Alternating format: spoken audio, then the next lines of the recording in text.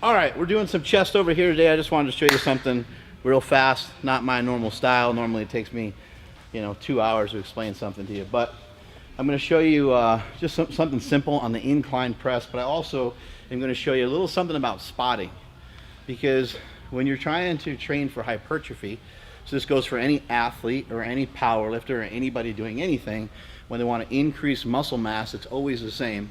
You want to try to increase muscle tension. The intensity that we use, the amount of weight that we use is important, but the time under tension is really critical and crucial.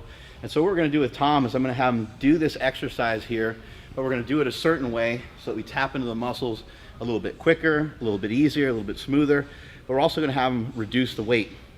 One way that we create some time under tension is to utilize some tempo training. So rather than Tom trying to go real fast, he's just going to go under control. We're not really worried about a 4-second eccentric and 4 seconds on the way up, but if I was to give you a time frame, maybe it's 2 to 3 seconds each way, okay? And because we're bodybuilding, because we're trying to win that hypertrophy, there's no pausing at the bottom and there's no pausing at the top. To me, that's stopping. To me, that kind of counts as quitting when we're training this way. If you're training for reps and you're training for powerlifting, it might look a little bit different. But in this particular case, when we're after hypertrophy, we want to pump and keep moving. That's why you see bodybuilders doing this, and then people are like, oh man, they're only doing half reps.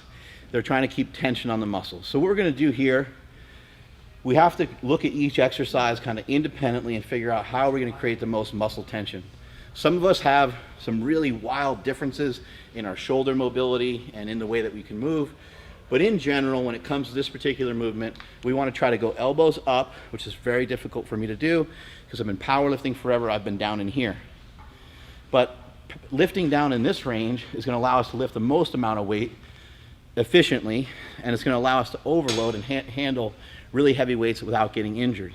In this case, we don't have a lot of weight on here. In this case, we're after muscle tension. When you're powerlifting, you're not really looking for muscular tension. You're looking to be as explosive as you can be and get away from the weight as quickly as possible so you don't lose energy and fatigue and then miss the set. In this case, we want to get maximum tension. Maximum muscular tension is going to be caused by doing the lift properly. So as Tom lays back and he does some reps, he wants to open up and try to get the pinkies kind of almost up, and he's going to be pressing up the whole time. Now, you do not have to bring these together. I feel like that's a little bit of a myth. Look at the control right here. This is perfect. You want to make sure that the person is breathing. You can kind of breathe whenever it feels normal or natural to you. Under normal circumstances, we would probably try to breathe out as we press, but because this is a longer set with a little bit more tension. Now, here's where the spotting comes in. I'm going to spot him early. He looks like he's doing the reps clean, but I'm going to give him more assistance than what he actually needs. We're going to do 3 more here. 1, 2. He's going to squeeze this one up and come down slow and controlled, and then we're going to have him grab the 25s. We already did set after set after set, so you kind of missed Tom's glamorous set with the 60-pound dumbbells, but you'll get the point here. Now, as he sits down at the end of the bench, he's just going to rest. He's going to recuperate a little bit, because if he doesn't recuperate at all, he's not going to be able to get much out of even this weight right here. So a little bit of rest, get a couple breaths in, lay back, and get at it again. And then same thing. I'm going to watch him carefully and kind of see what the pressing's looking like. It's looking like he's handling it fine, but if I wanted to step in, I can give him just a little bit of boost. My hands are right here to assist, but what's weird about it is as I give him help, it actually kind of makes it harder for him because he's able to contract his muscles a little harder. We do 10 more reps. Here we go. 1, 2, 3, 4, 5, 6, 7, 8, 9, 10. Ba-boom. Now, I'm going to go, and he's going to basically try to do the same thing for me. So I'll grab these 60s. I'll get these guys moving. And then I'll go down to maybe like the 30s or the 40s. And we'll see what that looks like.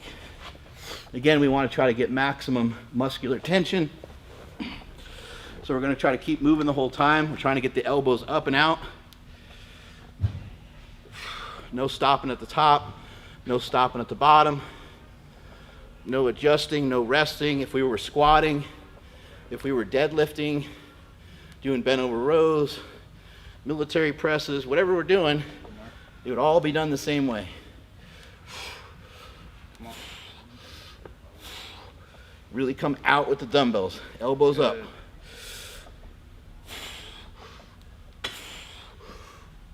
This is where having a good training partner comes in handy. So he can kind of look at it and he can say, hey, this is how many more fucking reps we're doing. Let's get 5 more.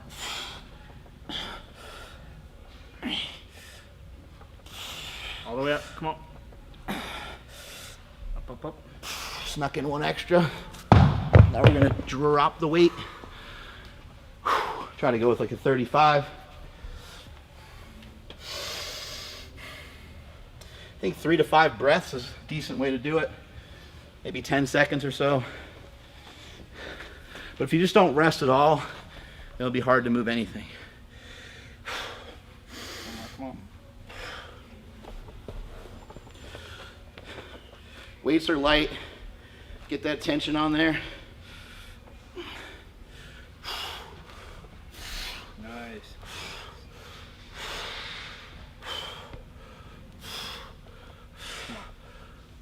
Good. You see how he started to assist me before I really needed the help, okay? That's crucial because now I'm able to tap into the chest more and not concentrate on the shoulders and triceps and everything else. 10 more, Mark, come on. Hey. Come on. Come on. 4, come on. 3, 2, 1. Sneak one in. Good job. Holy shit. You see my whole body was trembling and shaking and shimmying. That's a great way to do it there. If you also want to work on increasing some tension, you can do this as well. Grab a hold of some plates, some 5s or 10s or whatever it might be, and just squish them together. Stand like this. Maybe try to almost incline them. You kind of push them like this. But just squeeze the dumbbells together. Or plates, I should say.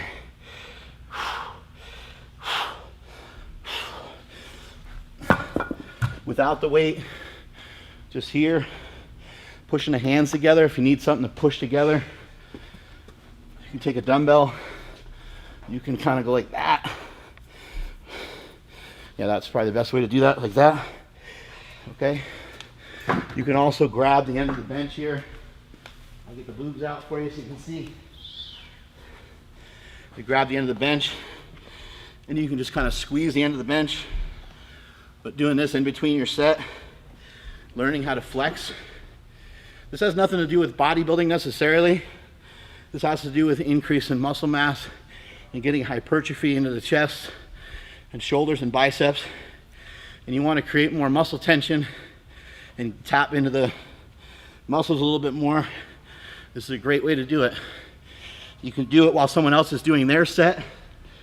So while someone else is going, maybe it takes them 90 seconds or so, and the whole time you're trying to flex, and then maybe get on it a little harder. Make sure you're breathing. And there you go. There's your tips. That spotting is critical. It is so crucial to learn how to spot each other properly, because most of the time people aren't giving each other enough assistance. We got my brother going here. Tom's going to take him through it. Good, come on. Come on. Again, you're helping the guy maybe a little earlier than what he may even need. Actually, Tom's trying to rip it out of my hands. Woo! So there you go. That's these guys. They're a mess. All of them, right? That's what we're doing. You're just trying to increase that muscular tension, helping each other out. Strength is never weakness. Weakness is never strength. Hope you enjoyed the tips. Catch y'all later.